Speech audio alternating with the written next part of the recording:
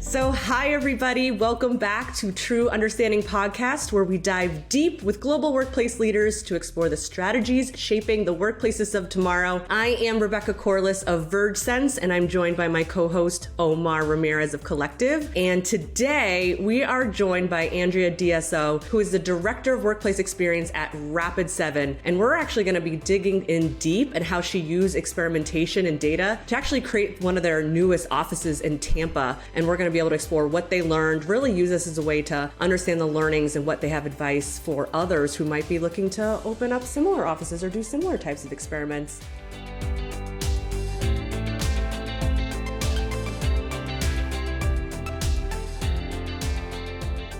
So Andrea, thank you so much for joining us. We want to give everyone a little bit of the lay of the land first. And so can you tell us a little bit about your background, maybe how you got into workplace and what your role is today? Sure. So I am one of the rare people that went to college for facilities planning and management.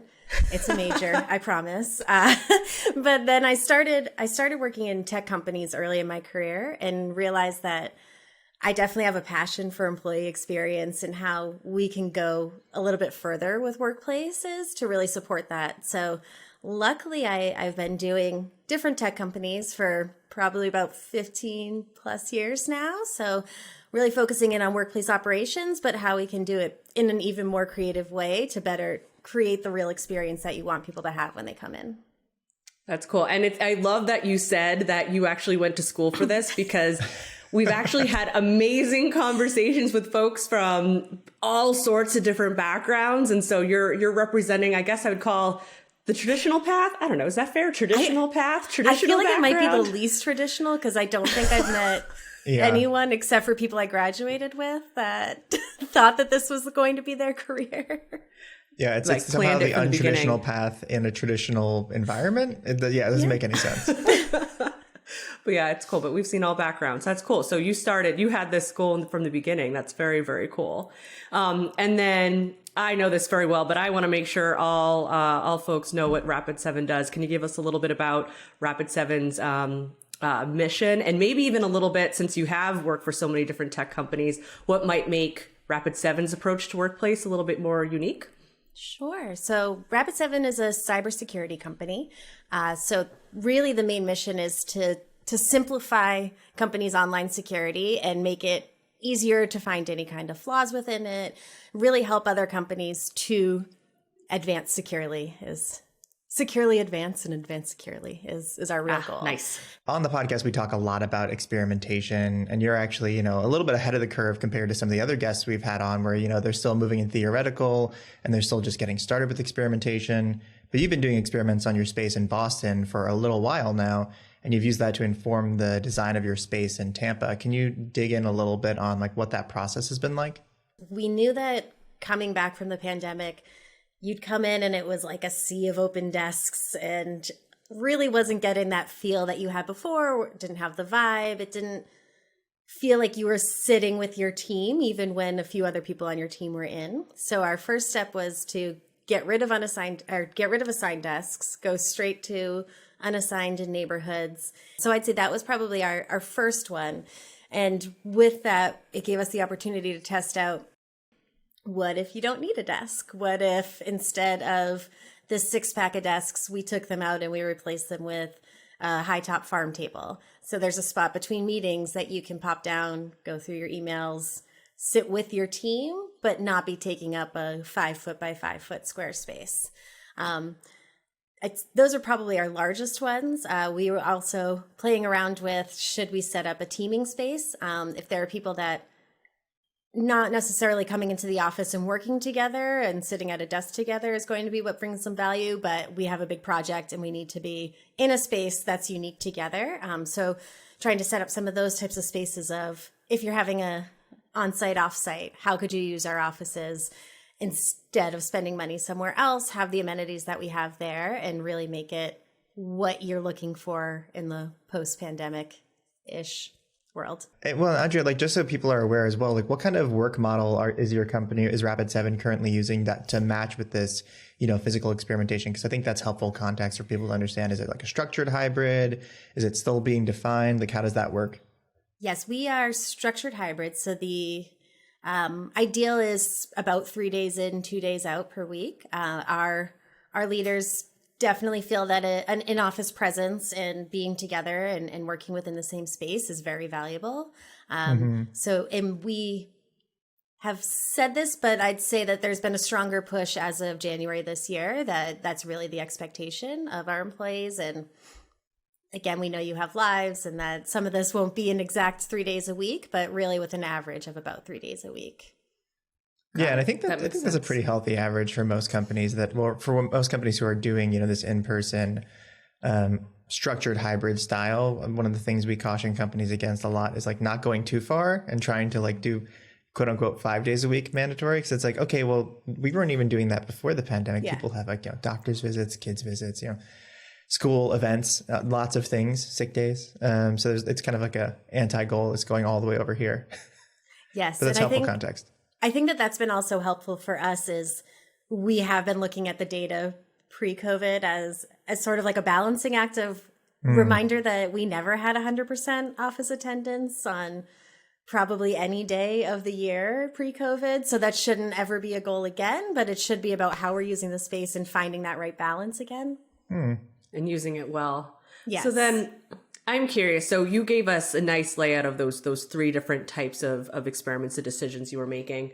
I want to hear a little bit more about the transition from assigned to unassigned seating. What was that like? What were your steps to help it be successful? And what data were you looking at, or what feedback were you getting to know that it would ultimately be successful and ready to bring to a location like Tampa? Yes, I think lots of questions within that, but I think the first was definitely communication was a huge part of it. Is how do we make sure that all the things we're doing in the background, employees know that we're doing, and that we have a clear plan. So we have utilization sensors, which hugely helpful. But that combined with badge access data helped us to determine what size neighborhoods we should be setting up for our employees. So we still were giving them a team neighborhood. And within that, we decided the number of desks that team had allocated to them was based on about their maximum attendance day. So we wanted to give a little extra cushion. We didn't want to make it uncomfortable right from the start because we had the space within the office. And then we really tried to work with how do we build adjacencies? How do we make sure that the teams that should be next to each other are, but also with the mindset of if we can see trends that one team is coming in and has a max day on a Tuesday and another team has a max day on a Wednesday, let's put them adjacent to each other so that there's easy overflow onto the other desks if there ever was a day that we had more people come into the office. Then a really big part of that also was making sure that they knew that this wasn't our permanent stance and that what we said is your neighborhood does not have to stay that way. If we see more people coming in, if we see higher rates of use of the desks, then we could readjust and we could be flexible about that. And that it wasn't, I think that's always been a huge thing for us. We're not just saying, yep, we have the answer and this is it, and we're not making any changes going forward. We are going to continue to look at the data and listen to your feedback to make shifts and make sure that it really iterates along with them. Yeah, that's smart. It's like always moving, always iterating, always learning. So then tell me what data you were looking at both quantitatively and qualitatively through either your utilization data and your feedback that you were getting to make those changes. Sure. So I'd say definitely the big numbers were seeing how few people were even at a desk when they were in the office. And so knowing that, we knew what size of the spaces we could make. So that was a huge part, is how many people are in and how many of those people are actually at a desk at a time, and finding a little bit of a combination of those two data points to make the right sizing of the neighborhoods, and to determine how much other floors we could close down. And then another huge part was talking to employees, understanding what kind of work are you doing? What are some of your concerns about this? What are some things that we can talk out so that maybe you're uncomfortable as we start, but you know that I'm listening and that you're going to give it a chance and I'm going to listen to your ongoing feedback to get to the right answer. And like, Andrea, I guess follow-up question to that. So like, now that you have all this information and you've been like doing this experiment, you're getting real-time feedback from employees, How do you take that and then like package it up for what you've been working on now in Tampa, like your new build out in your new office, which I know you're still in the throes of like, opening and getting everything like, truly set up. Cause I think people think of opening sometimes as like, we did it, we opened the office and now it's done. It's like, no, it's not. That's like a 3 to 6 month follow-up process afterwards. Like, how did you package all this information and then like use that to inform your design for the next space? I think probably the greatest thing was hearing from some people who were very hesitant about unassigned desks and neighborhood seating and being closer together, following up with us a month or two later and saying, you were right, the vibe is so much better. It's so much easier to work in the office and feels more beneficial to be coming in and not sitting alone. In Tampa, we don't even have team neighborhoods. We have purpose-driven zones. So the idea being that when you're coming into the office, we want to support the work that you're coming into the office to do. And that doesn't have to be just delegated to your team's neighborhood. We want to encourage you to collaborate with other teams. We want to encourage you not to think, I come into the office, I sit at this desk with my team. These are the only people I see when I'm here. So really pushing that in a fully new direction. So I think that if we could try this in larger experiments in other places, we would have. But a lot of it was, how do we take the data of how people are using the offices currently and then push that into this new experiment of completely unassigned seating, 40 desks for 150 plus employees. And is that the ratio? Is that really yes. it? 40 for 150? That's really cool, actually, to be that specific. And it sounds like you're pretty confident in that ratio using the data you've had prior. Is that right? That's one of the things that our VergeSense data, utilization data really helped us understand is how many desks at a time are in use? What does that look like by team? Because I know that a lot of the ways that employees use the office is very team specific. Mm-hmm. And we did a lot of, I think we went really deep dive into our personas. So we worked with groups doing like focus groups of each team within the company to really understand, what does a week in your life look like? What types of work are you doing? What types of equipment do you use when you're doing that work? What do you see as in-office work versus at-home work? And what do you think is missing from the office? I think were really, really big questions for us to help us say, okay, let's get even better about, if you're not at a desk, how do we support the other types of work that you're doing, and not use the desk as your place to store your stuff when you're going and using the rest of the office. Yeah, in a lot of company cultures, especially pre-pandemic, the desk was almost just a place where you stashed your stuff. You'd be like, oh, I dropped my stuff at my desk, go to the meetings, and suddenly you're in meeting rooms the rest of the day, and you go to like the lunch, and then you come back and you're like, oh, I didn't use this desk all day, but great, I have it to store all my bags at. I think there is that sense of ownership though, with the desk, and like that's the biggest change management piece. And like I would love to know your thoughts on this. Do you think that was a huge part of it, was like the change management of ownership and like that feeling of like, this is my spot, this is my like place I put my bag? I think we're trained from this from childhood too. Like in kindergarten, you get your little like, bag, your cubby. Yeah, you get your cubby, and like, this is my cubby and that's my desk, and like you get labels on everything. Yes. I'd say that still is an ongoing change management that we are working through, is how to get people to think of the desk as just another activity spot. So in the way that you wouldn't say, well, I use this conference room for my first meeting, so it's mine for the rest of the day. Like, how do we say, use a desk when you need a desk, but when you don't, other people should be able to use that resource. But I do think that a huge part of it is similar to in preschool, making sure that you have your cubby, that you have a spot that's easy and clear, that it's like, yep, this is where you can put your stuff. Not having a desk doesn't mean that you're carrying your coat around with you and your backpack with you. It means that you just have a different location that is more utilization efficient, but that does, is a better use of space, but also that makes the space feel better, because when you take that desk, Omar, and you're in meetings all day, then anyone else who's at the other desks, it's like, that's just like a dead spot in our sea here. Whereas it could have the energy of somebody else seated there that you could talk with, that you could work with, that you could hear what they're doing and learn from. Yeah, and I think people think of space utilization as an optimization thing a lot of the time, but it's also not just because if companies have like less resources, you want to be like, optimizing your space and understanding like, having your space be utilized continually, But it's also from an environmental impact standpoint. If you have all this superfluous space that's just sitting empty and still requiring heating and cooling and these things of that nature, it is actually the more responsible thing to do as well. So I think that's an interesting standpoint that people forget about from an FM perspective, at least. And I'm sure this is where your mind goes, Andrea, from like actually going to school for FM, is, you know, the waste of energy that happens when there's an inefficient use of space. Yeah, definitely. And I think that we always have the background of sustainability as a driver and as a huge thing. So being able to say we are utilizing this much of our space, and, you know, even like a per person breakdown of that usage just is, it makes it feel better and makes it be the right thing to do. Yeah, and create that vibe that you were talking about. I love that. Can you measure vibe? I don't know. Can you measure vibe? I think my closest thing I can get to about measuring vibe is probably Leesman surveys. I don't know if you guys have much experience with Leesman, but there's like the data scientist aspect of that.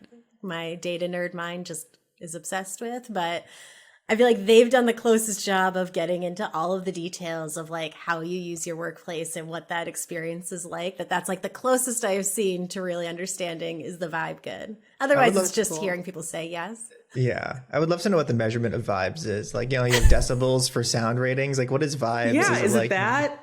I don't know. Human energy? What is it? We'll post that on LinkedIn later. How would you measure vibe? Let's see if we can get the community going to answer that one, because that's tricky. But I'd argue that it also can't just be energy level, because the right vibe is like having also the low energy spaces, right? Yeah, and like how you how don't want to just come in. Some people hate sitting at a desk where people are talking on a phone and every desk around them, and you know what kills vibes? Good point. Overcomplicating vibes. There you go. No. I'm just kidding. There you go. I want to talk a little bit more about the purpose-driven space. That sounds like you said you wanted to push the edges in Tampa. I love that. And it sounds like you did a lot of research with your employees to figure out what those purposes might be. So tell us what you learned from that research, and then what different purposeful spaces are you creating in Tampa then? Yeah, so I think a few main things that stood out is, one easy statement is that we have too many desks, that our desks are definitely underutilized. I believe globally we were seeing like 40% usage of our desks by people who are physically in the office space. So they were using all the other spaces and being in the office, but that means that 60% of the desks were just empty, hanging out and sat and maybe holding a coat or a backpack. So I'd say that was a huge number for us. But also seeing what spaces are being used and what are our most popular ones, and do we have enough of those? Because I think we all remember in pre-COVID especially that afternoon time seemed like every conference room was booked. Trying to find a space to do a meeting is always at a premium. So how do we find the right balance of that? And the right balance of conference room sizes. So taking those data points and really saying, okay, what should we be doing going forward? We also did surveys to better understand the work activities of our teams. And then taking that, we overlaid that with what types of spaces would support these work activities, what types of equipment do we need for them? And then using that, we found the right ratio. So seeing that really conference room space or private workspace was one of our highest ones, because people do a lot of Zoom meetings, especially nowadays with hybrid working. I think there's more oftentimes than even before that you wouldn't be able to do a face-to-face conversation.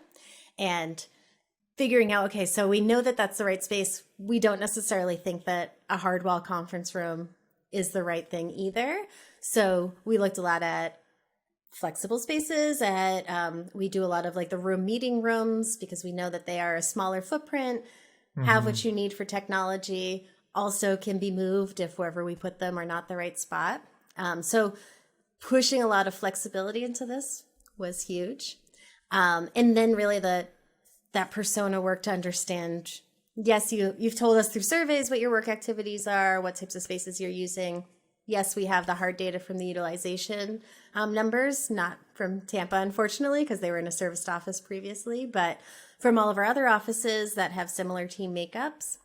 But then it's really doing those persona interviews to understand how people feel about their space and like how they think that they're using it and how they want to be using it going forward. Got it. Did any of the data surprise you? I think it more confirmed things that I thought. Well, that's a good sign. Part of why we even got the utilization sensors in the first place is very specifically our Austin office, but in other locations as well. We were still doing one-to-one desks, and this is pre-COVID. And we were still doing one-to-one desks, and we were getting rid of shared spaces to add in more desks for new hires as we grew and grew. And if you walked around the office, you're like, yeah, but no one's at these desks. And this just why feels do we need more? wrong. Yeah. So how do we know what that is without having the hard data? So that was like our initial driver of the sensors. And now we've put them in multiple of our offices globally because we realized, okay, if we're going to do less desks, let's also focus in on what other types of spaces are we doing, and also what other spaces are not being used that maybe we should not necessarily get rid of, but how should we test out different solutions for them? Is it because of the furniture in them? Is it the lighting in that space? Is it the equipment in that space? And having the opportunity to just change one item and then see if that changes anything in our utilization data has been great. And Andrea, I guess a quick follow-up question for you, knowing your background a little bit. I'm imagining you have some sort of structure for how you're running these experiments. And how many offices do you have at Rapid7 now? You put me on the spot. I think we have 18 now. Okay, yeah. So with 18 offices, how are you thinking about this experiment structure? You know, you've obviously used Boston as an experiment central, and then relating that to Tampa. Are you structuring this in some way as you're constructing that change management process? Yeah, I'd say slightly structured. I mean, I do love organization. I feel like you're calling me on that. I do love organization, but I do know that it is a little difficult because every office is very unique. And what we can do for small dollars is always a little bit harder, but we are working, especially in our locations that we are outgrowing space. We've already moved them all into neighborhood style settings. So our Austin office, our Belfast office are all neighborhood setups as well. We would do that to other locations once we're getting tighter on space. It's a little hard to tell people you don't have an assigned desk when we have plenty of extras, but that's definitely been a helpful driver. But in addition to that, I do have everyone on our team looking at where else can we try something? Can we do small things like, hey, we have that high top table in the cafe space. Where can we put that somewhere else that it works better? And having them really look at what does the data say for your office? What spaces are not being used? And what can you change in there? Yeah, I think the consistent follow-up is definitely critical, especially if you have the executive buy-in. And it sounds like you're obviously putting metrics in place to measure these things. That's something we see that teams don't do often is actually, they're like, oh, we're experimenting, we're trying things. It's like, but how are you measuring success? And they're like, well, we're not. It's like, okay, well then let's talk about how to put measures for success in place so you can represent whether you have hit your targets or not, because that's, I think, in the executive mindset, that's how they think of things is how can we measure success based on X metrics? And there's typical metrics for most departments. And I think developing those metrics for, and you can correct me if I'm wrong, Andrea, but developing those metrics for workplace can be very helpful for making your case to the executive team. Yes, definitely. And making it clear that if you don't meet those metrics, here's how you can shift again. Because I think that that's the other huge part of what we're trying to do is we don't really know. So let's get it in place based on our best expectation of what is our ideal setting and then make adjustments based on those metrics. So we can say, hey, if this isn't working based on this metric, this is then what we can do to try to reattempt to meet that metric. And I think it was wonderful that you brought that up earlier, actually. You brought up the idea of, this isn't done. We're we're going to constantly try things and we're going to constantly learn. And I think that training your executives and your employees on that is important because to the employees, you're like, hey, we're going to keep improving. Don't think of this as a done deal. But for the executives, you have to help them understand that it's not just a once and done, set it and forget it team with workplace and building workplace culture. It's a continual, it requires continual effort to build that.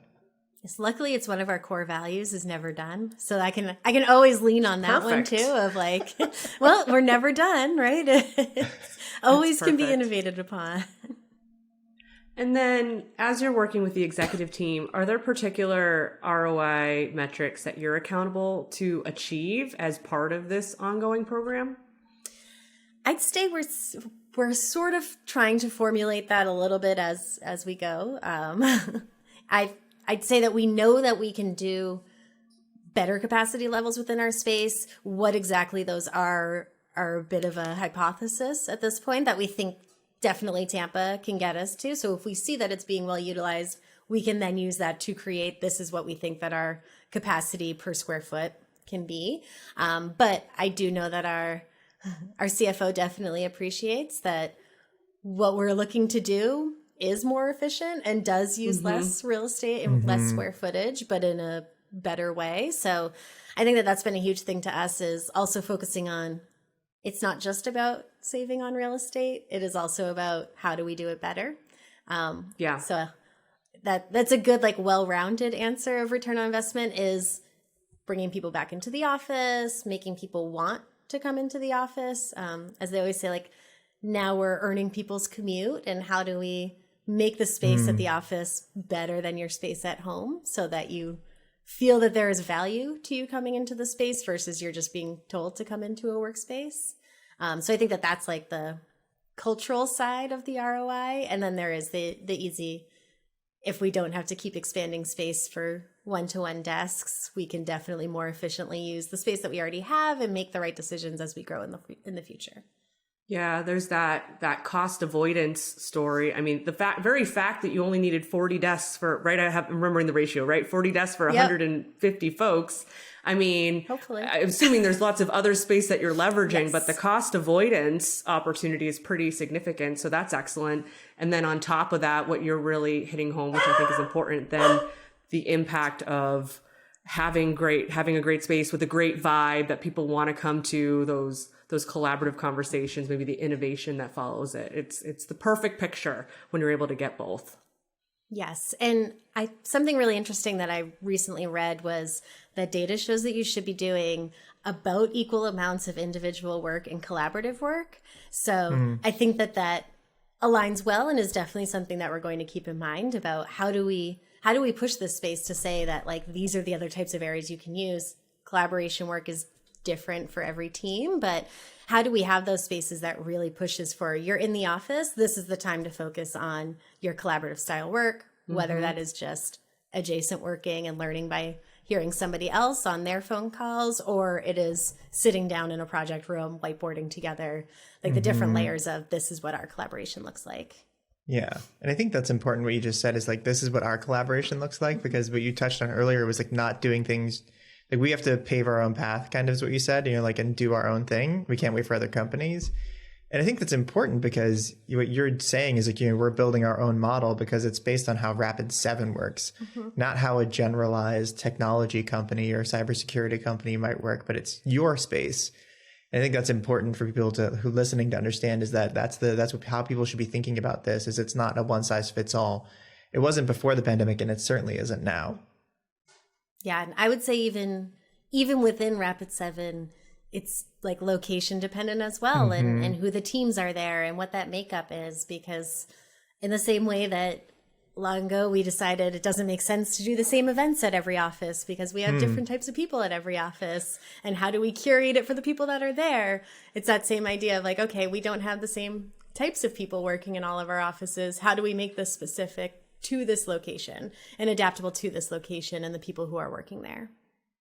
Yeah, like you might find, I mean, you used all these great experiments from these other locations to inform Tampa, but you might find there's still something very specific to Tampa that is needed that you didn't anticipate, and you will learn and evolve from there to that very point. Makes a lot of sense. Which I think one of our huge things that I kept thinking about for the whole design process is, okay, we have utilization sensors, we have like the surveys to tell us about what you think of the things that we've put in this space and how they're working for you.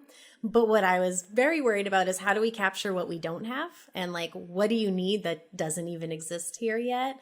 And this may not be the best solution yet, but right now we've made sure that we put QR codes on all of the furniture throughout the space so that in the moment, if you're like, I wish this space had this, or like, I'm trying to do this type of work and this doesn't support it, you can scan that and submit that in a survey really quickly to us to say, I'm trying to do this and I can't, or to say this is great and I love it. But mainly I want to capture that, like, I'm trying to do this and I don't have anything that supports that. Oh, that's smart. Do people use it frequently? Yes. I'd say so far, it's only been 1 month. I heard so something far, underneath. Yes. It's like a ticketing system. At any ticketing system, you're going to get some rabble rousers, I would describe them as, in the ticketing systems. Yes. I can share our funniest one. It's anonymous because our funniest one was that the bathrooms were too far away. Okay. I was like, I'm not sure what we can do about that. But something in our future phases to think about. But for another show, I could make all sorts of jokes right now on how you could solve that, but I will choose not to right now. Yeah. Once we go off recording, we'll tell some more stories about this section. Oh, I guess that's funny. Andrea, a question for you about this, feedback loop you're creating. How long are you allowing yourself before you start measuring success and saying like, hey, we've done a good job on this, but how long before the retro? Was it like 3 months, 6 months? Like, how long is this experiment phase for Tampa, or the, kind of roll-in phase? Like, how much time are you giving yourself? Forever. No, I mean, sort of forever, but I'd say right now our main source is just the QR codes and getting that and having people try it. I think that we've sort of said that like, hey, we don't want to make any changes right now because we know that this is completely different and nothing that you've ever used before. So for this part, if we can just make sure that you use it, you get used to it before you really start giving us a ton of feedback on it. But 3 months in, so in about April, we're looking to do a Leesman survey. So very specific on everything within your workplace and how that works for you. And then from there, we're also going to be doing some more like smaller focus group surveys. So I think that we want to, with the idea that we can start making smaller changes in about 3 months is our goal. So I don't know that we'll say like, yep, 3 months. All right. We were successful. We did it. But 3 months is definitely the start of like, okay, what's working, what's not working, where should we focus in?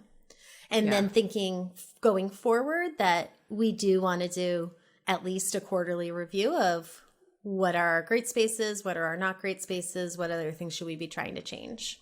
Mm-hmm. Yeah. That makes a lot of sense. That real commitment. It's your commitment to never done, right? Yes, it's always like done. having that quarterly check and getting that data, and also making sure that teams have some time to really experience it and feel the vibe, and then evolve from there. I think that's always my biggest ask of everyone is just try it. Just try it for a little while. And then once you start figuring out your routines, I want to hear all your feedback. But first, just try it. Don't tell me what you think might not work with it, because you don't know until you're in there. And that's a great point, because think about it. This is a relationship, and teams need to take a little bit of accountability, knowing that we are all transitioning. And so taking some time to a transition, try something new, because adaptation for everyone is required. I mean, just it's the nature of, what did we call today? The now. It's the nature of the now, that it's really important that folks take that time, because people need to change a bit, evolve gradually alongside the spaces, right? I mean, isn't that necessary now? Mm-hmm. And because we want it to be the space that's right for them. So them being a part of it is going to be how we get to the right space, that they are excited about it, that they do feel like it's almost, they don't even realize that it's great for them because it just works, that they don't even think about it. Oh, and that's the best. Oh, yeah. So I say that if we're doing the best jobs that we can, then people don't even know we're doing them, which is sort of depressing, but also like the reality of the workplace. Yep. It's like when it's just going, it's going. It's true. So then, Andrea, last question I want to land with for those. I mean, you're so advanced when it comes to experimentation and your data and your feedback loops and all of that. For folks listening who might be looking to begin experimentation or newer to it, what can you recommend as for those jumping into experimentation to do it successfully as they build this new muscle? Sure. I'd say Start small. Do something that's a little bit easier, lower cost. Get a feel for what your personal process will be with it. And then really start with that hypothesis. Sit in that space. What do you think you're trying to solve? And how do you think the first step of trying to solve that is? And then I always think that a helpful way to do it is to do it in a space where you maybe have a good relationship with that team or the teams that are near there, that you know will have a little bit of fun with giving you feedback and really trying it out, so that you can make sure that they're not just accepting that you did this to them and this is what it's like, but so that you can hear, what's working, what's not working, what do you think this space needs, what are you not being supported by? And then once that works, try to replicate it. It won't work everywhere. And then keep growing bigger. If you think, hey, I've noticed that whole area is used for 10 minutes of the day, let's try something else in that space because I think that we can do it better. Just keep trying it. And also, I feel like make it fun for people, that they know they're a part of it and not that you're just secretly doing experiments and changing their spaces around them because this is the future of work and they're not using it, so they've lost it. No, because it's all to serve them. And why can't it be fun? Why can't it be an enjoyable process? And something I really want to lean into that you've really said consistently throughout this whole conversation is your encouragement for others, like those who are in workplace or facilities or whatever, to experience the spaces themselves. I think that's just not something to take for granted, and really making sure you have your own experience, just being in the worker's shoes and saying, how do I feel here? How effective can I be here? I think that's a really good recommendation alongside it's your personal experience, alongside the feedback that you're getting, alongside the data that you're collecting. I mean, the combination of all three is really powerful. Well, I think it's easy to sort of like forget to look around and to forget to like really experience it when you're in there every day and you walk by it all the time. You're like, yeah, that's that area. And I notice if something's wrong with it, but otherwise I don't think about it much. So yeah, taking that like specific time to be like, all right, I'm actually going to use this in this way, and does it work or does it not? Get really to the core of it. It's interesting, Andrea, too. You touched on this interesting point where we do, if an experience is working really well, you kind of fade into the background, right? It's like it just works. But when you're changing things, you need to be really apparent, and you need to be really like in there and be like, hey, like over communicating, expressing this to people that change is coming. And those two things kind of go against each other in some ways. Cause you're like, we want to just fade into the background and we want you to just have a good experience. But for teams to understand that they have to over communicate and have to be very present and apparent or transparent for people when they're making that change and doing those experiments, I think is important for them to understand. So that's a really, really solid point that you brought up that I think like coagulates really well. Yeah, the worst thing people will do is just mute your conversations. But you'd rather them do that than come to you and be like, how did I never know this was happening? Yep. Which can still happen. Oh, yeah, still happens. But at least if you can reference back to this video I specifically made and sent you. Yep, 100%. Well, Andrea, this has been great. It is so clear how much time and thought you put into experimentation for your never done approach, and how it's really impacting the different offices that you're opening and taking those lessons. So kudos to you. Thank you for these great lessons for everyone. And we're so glad we had the opportunity to have you on the show. Yes. Thank you both. It was great chatting. Thank you. Hey there, this is Omar Ramirez, co-host of the True Understanding podcast. If you've enjoyed this episode, please leave us a 5-star review to help us expand our reach and grow our community of workplace leaders. If you'd like to suggest a topic or guest, please drop us a line at trueunderstanding.vergesense.com. The True Understanding podcast is created by VergeSense. Over 130 global companies rely on VergeSense for a true understanding of how their workplaces are used, so they can continuously and confidently optimize spaces to reduce costs and improve employee experiences.